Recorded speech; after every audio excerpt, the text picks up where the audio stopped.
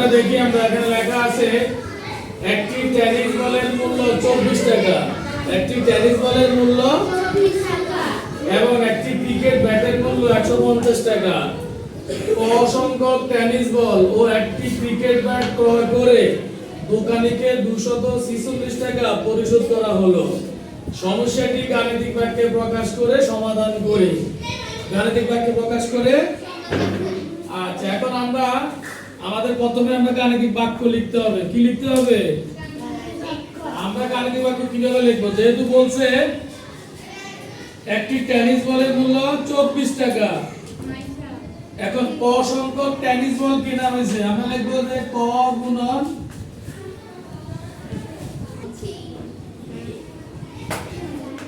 তাহলে একটা টেনিস বলের মূল্য হলো 24 টাকা। কত টাকা? 24 টাকা। আর ক সংখ্যক, তার মানে যত সংখ্যক সেই সংখ্যাকে আমরা 24 দিয়ে গুণ করলে টেনিস বলের মূল্য পাওয়া যাবে। এরপর আমাদেরকে বলছে একটা ক্রিকেট ব্যাটের মূল্য, একটা ক্রিকেট ব্যাটের মূল্য কত? 150 টাকা। ক্রিকেট ব্যাটের মূল্য কত? আর দোকানীকে দিছে কত টাকা পরিশোধ করা হলো? 246 টাকা। দেখো তাহলে টেনিস বল একটার মূল্য হলো 24 টাকা। ক সংখ্যক মানে কয়টা কিনছে না বলে নাই, কতটি, এজন্য বলছে ক সংখ্যক টেনিস বল কিনছে এবং একটা ক্রিকেট ব্যাট কিনছে 150 টাকা দিয়ে, কিন্তু দোকানীকে পরিশোধ করছে কত টাকা? 246 টাকা। এবার এটা হচ্ছে আমাদের গাণিতিক বাক্য। এটা আমরা কি পেলাম? গাণিতিক বাক্য। এবার এই গাণিতিক বাক্য থেকে আমাদের এই সমস্যাটা সমাধান করতে হবে। তার মানে আমাদের ক এর মান বের করতে হবে, ক এর সঠিক মান। ক এর সঠিক মান কি বের করতে হবে। আমরা এই ধরনের ক্ষেত্রে আমরা লিখব, দেখো আমরা কি লিখব? আমরা লিখব যে ক সমান 1 2 3 4 ডট ডট ডট ইত্যাদি বসিয়ে পাই, ইত্যাদি কি রে করে বসিয়ে পাই, ইত্যাদি বসিয়ে পাই। পাই। এবার আমরা লিখব যে ক সমান 1 হলে মানে ক এর মান যদি আমরা 1 ধরি তাহলে এটা সত্য কিনা আমরা দেখি। আমরা পাবো কি 1 গুণ 24 যোগ 150 যোগ কত? 150। এখন এখানে আমরা কত পাই? 24 এর হাসিবার মাথা সরাই দে। সমান দিলে আমরা পাই 174। কত পেলাম এটা? 174 পেলাম। আচ্ছা 174 বড় না 246 বড়? এজন্য আমরা লিখবো যে এখানে 174 যোগ 150 সমান হলো 174। 174 হলো 246 থেকে ছোট। 246 থেকে কি ছোট?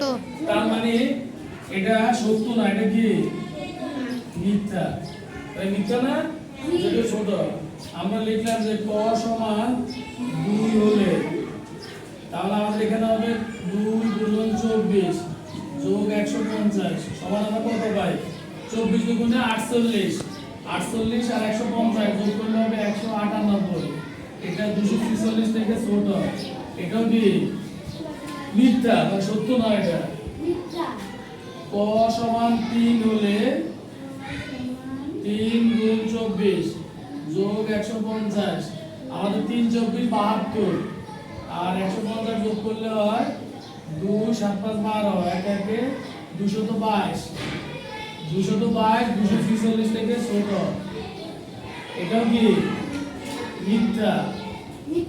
এবার লিখলাম ক সমান 4 হলে ক সমান 4 গুণ 24 যোগ 150 4 24 হলো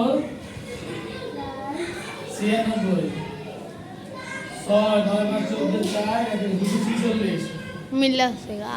246 এটা 246 ঠিক আছে না? 246 এটা সমান, এটা কি হলো? সত্য। সমান, এই জন্য এটা হচ্ছে সত্য। তাহলে এটা কি হবে? সত্য। আমরা তাহলে কি বের করলাম? প্রথমে আমাদের কাজ হচ্ছে গাণিতিক বাক্য লিখলাম আমরা। এরপরে আমরা এই গাণিতিক বাক্যটা সমাধান করার জন্য ক এর কতগুলো মান বের করা, যে কোনটা সত্য হয় কোনটা সত্য হয়। এজন্য আমরা ক এর মান 1 2 3 4 ইত্যাদি বসালাম। তো আমরা দেখলাম ক এর মান 1 বসালে কয়ের মান 2 বসালো এটা কি হয় না সত্য হয় না, কয়ের মান 3 হলো এটার মান সত্য হয় না। হয় না, আর কয়ের মান যদি 4 বসায় তাহলে আমরা দেখি যে এটা সত্য। তার মানে সে 4টি টেনিস বল কিনছে। কয়টি? 4টি। কয়টি টেনিস বল কিনছে? 4টি। মানে আমাদেরকে বলছে গাণিতিক বাক্যটি সমাধান করতে বা গাণিতিক বাক্য প্রকাশ করে সমাধান করতে। তাহলে আমরা কি লিখবো এখানে? কয়ের মান কত হবে? 4। 4। কয়ের মান কত? 4। তাহলে আমরা লিখবো নির্ণয় মান 4 কত হবে? 4। এই সে 4টি টেনিস বল কিনছে। কয়টি টেনিস বল? 4টি টেনিস বল। ঠিক আছে, ধন্যবাদ।